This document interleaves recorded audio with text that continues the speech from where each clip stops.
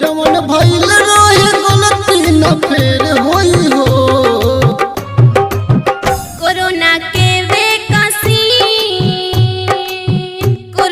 के वैक्सीन लेके आई है राजना तेज के नसील होई हो। कोरोना के वैक्सीन लेके आई है राजना तेज के नसील होई हो।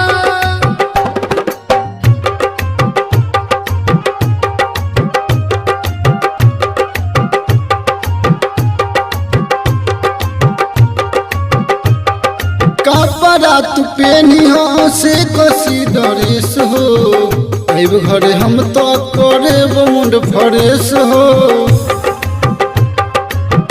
ए हो कपड़ा तू पेनी हो से कसी डरेस हो। अब घरे हम तो करे मुंड फरेस हो।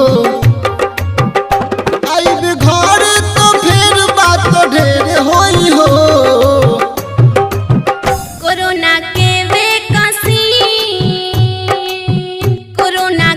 वैक्सीन लेके आई है राजना तेज के नसील होई हो।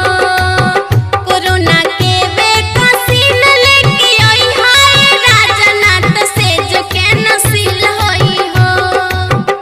बड़ा मन गोरो ताय रान कोरे के भेंट आई बहरा से रानी रात में कोरी हसज पड़वे।